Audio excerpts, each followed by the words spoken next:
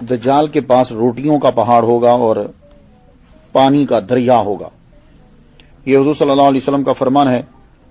अब रोटियों का पहाड़ जो है वो एक लेकर चलेगा तो रोटियां समझ में नहीं आती कि वो कहां कहां तक उठाए फिरेगा, और पहाड़ जो है वो अगर दरिया उसके पीछे पीछे चलेगा तो फिर शहर में पानी आ जाए, एक दरिया आ जाए तो सारा शहर जो है वो डूब जाता है। तो इससे मुराद ये है कि पानियों पे भी उसका कंट्रोल होगा। बारिश जो है ऐसा कुछ सिस्टम हो जाएगा कि बारिश जो है वो खुद अपने तरीके से भी वो बरसाएगा। वो कैसे, उसके ऊपर रिसर्च जो है वो अमेरिका में हो चुकी है। ऐसे जो है वो सिस्टम बना लिए गए हैं और तरीके बना लिए गए हैं कि बारिश जो है वो जमीन के अंदर इर्तियाश पैदा करके उसकी लहरें और उसकी रफ्तार को तेज करके जो है वो बारिश बरसाई जा सकती है। और अभी 1987 के अंदर जो मिरर फोर्स जो है जिसको पेटेंट करवाया गया है, उसने यूएस फोर्स और यूएस नेवी और इन सबको ये बतलाया है कि मैं इथोपिया के अंदर भी बारिश बरसवा सकता हूं, इसके जरिए से हमें बड़ा फायदा होगा। और ये जो मौसम जो चेंज हो रहे हैं इसके पीछे एक बड़ी चीज यही है कि वो तजर्बात हैं कि जो कामयाब हो रहे हैं। तो ये हो सकता है कि दज्जाल का जो है वो इनके ऊपर कंट्रोल हो जाए और वो कुर्रा अर्द की फ्रीक्वेंसी को जो है वो चेंज कर सके, और ये अब हो रहा है और इस पे कंट्रोल हो चुका है। इसके अलावा रोटियों पे कब्जा ये है कि मसनूई गजाएं जो हैं वो आम हो जाएंगी, तो दज्जाल का जो है वो रोटियों पर गजा पर भी कब्जा हो जाएगा। पूरी दुनिया में बीज जो हैं, ऐसा हो सकता है कि दज्जाल जब आए तो वही बीज इस्तेमाल जमीन उगा सकती हो जो वो देगा, उसके अलावा वो जमीन जो है ना वो ना उगा सकती हो। तो ये सूरत हाल जो है वो पैदा हो जाएगी।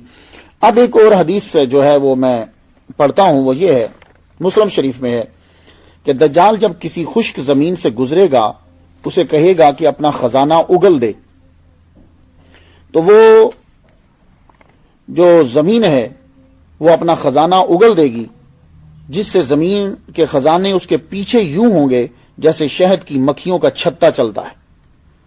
अब दज्जाल जिस दौर में आएगा तो यानी कि जमीन के सारे खजाने जो हैं, अब जमीन का सबसे बड़ा खजाना क्या होता है, यूरेनियम और प्लाटिनियम जो है, इसके अलावा सोना है, चांदी है, हीरे जवाहरात हैं।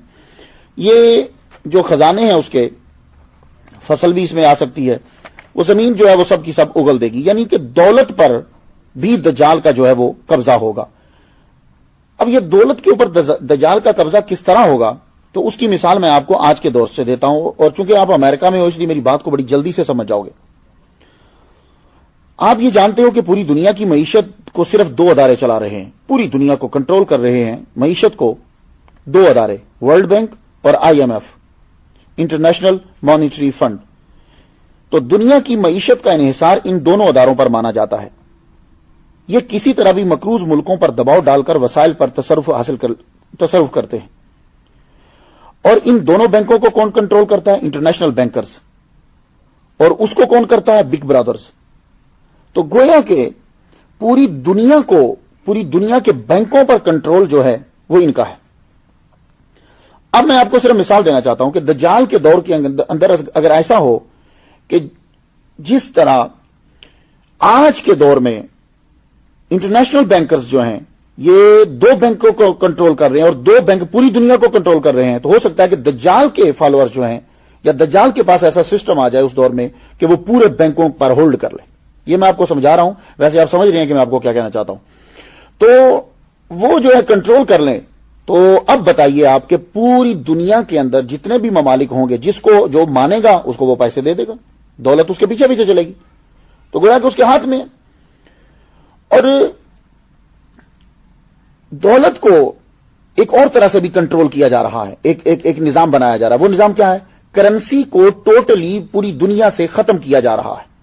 ये करेंसी समझते आप, पैसे, डॉलर हमारे हाथ में अमेरिका में तो आते ही नहीं है, गरीब मुल्कों के अंदर इतना ढेर लगा रहता है, उठाते हैं वो ज्यादा पैसे मिल जाते हैं। आहिस्ता आहिस्ता कोशिश ये की जा रही है कि सबसे पहले पूरी दुनिया की करेंसी 3 नोटों में तब्दील कर दी जाए।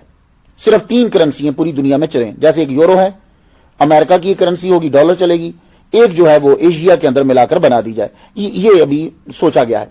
और अगर 3 करेंसियां बन जाती हैं तो फिर क्या होगा कि करेंसी पर होल्ड करना बड़ा आसान हो जाता है। ज्यादा करेंसी हो तो होल्ड करना मुश्किल होता है। तो दज्जाल के पीछे खजाने चलेंगे, मतलब यही होगा कि करेंसी आहिस्ता आहिस्ता खत्म की जा रही है। तो करेंसी किस तरह खत्म की जा रही है, اس کو وجہ یہ ہے کرنسی کو کیوں ختم کیا جا رہا ہے؟ ہارڈ کرنسی کو سراغ لگانا بڑا مشکل ہوتا ہے. آپ ہارڈ کرنسی لے جا رہے ہیں تو اس کو ڈھونڈنا بڑا مشکل ہوگا. یہ نہیں میں کہہ رہا کہ ڈھونڈ نہیں سکتے, اس کو ڈھونڈنا مشکل ہوتا ہے. تو پھر کیا کیا گیا ہے؟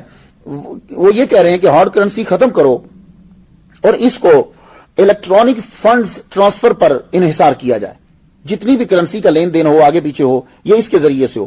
اس کے لیے کام شروع کر دیا ہے برطانیہ نے اور امریکہ نے. برطانیہ میں ملکی سطح پر سمارٹ کارڈز جو ہیں وہ یوز کیے گئے ہیں. الیکٹرانک منی اور سمارٹ کارڈز, ان کو متعارف کروایا گیا ہے. اس کارڈ کے اندر ایک مائکرو چپ ہوتی ہے. یہ جو سمارٹ کارڈ یوز کیے گئے ہیں مائکرو چپ ہے. مائکرو چپ کیا کرتی ہے کہ جس جگہ آپ نے پیسے خرچ کیے وہ ریکارڈ کر لیتی ہے کہ اس نے آج وال مارٹ سے گروسری خریدی, اتنے پیسے دیے, اور گروسری بھی لکھی جائے گی کہ اس نے جو ہے وہ کدو خریدے ہیں, ٹینڈے خریدے ہیں, کیلے خریدے ہیں, کیا خریدے, وہ ساری اس کے اندر ریکارڈ کر لے گی. پھر اس نے کس جگہ پہ خریدے ہیں, کس ملک میں خریدے ہیں. تو سمارٹ کارڈ کے اندر وہ جو چپ ڈال دی گئی ہے وہ چپ آپ کا ریکارڈ رکھے گی.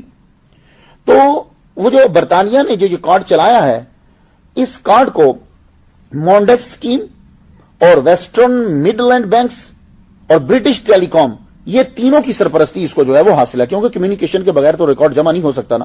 تو وہ یہ تینوں کے تینوں اس کو کر رہے ہیں. تو اب جب آپ یہ مثال میری سمجھ گئے تو اب آپ اگلی بات بھی سمجھ جاؤ گے کہ دجال کے دور کے اندر ایسا ہو سکتا ہے کہ کرنسی کو ٹوٹلی طور پر جو ہے وہ ختم کر دیا جائے, اور جب وہ ختم ہو جائے تو وہ یوں کرے گا کہ پھر چونکہ سسٹم کیا ہوگا, ابھی نیکسٹ اسٹیپ یہ ہے کہ اب پتہ نہیں ہماری زندگی میں ایسا ہوتا ہے کہ نہیں, لیکن پلان یہی ہے کہ آئندہ ایسا دور آ جائے گا کہ کوئی آدمی اگر ایک کرنسی استعمال کرتا ہوا پکڑا گیا تو اس کو یا تو قید کر دی, سزائے موت دے دی جائے گی, سزائے موت نہیں تو قید کر دیا جائے گا. یعنی اگر کسی کے ہاتھ میں $1 آ گیا, دیکھا گیا کہ اس کے پاس $10 ہیں یا $20 کا نوٹ ہے, تو یہ لا بنا دیا جائے گا کہ کوئی آدمی کرنسی استعمال کر ہی نہیں سکے گا.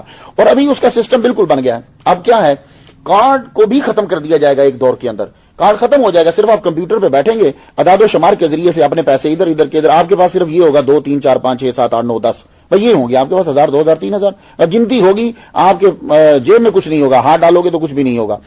تو میں آپ کو سمجھانا چاہ رہا ہوں حدیث مبارکہ اب آپ کی سمجھ میں آ جائے گی. وہ حدیث مبارکہ کس طرح سمجھ میں آئے گی کہ یعنی جو دولت اس کے پیچھے پیچھے چل رہی ہے وہ یہ ہے کہ بینکوں پر کنٹرول جو ہے وہ ٹوٹلی طور پر ہو سکتا ہے کہ دجال کا جو ہے وہ, اس کے علاوہ کوئی سمجھ نہیں آتی.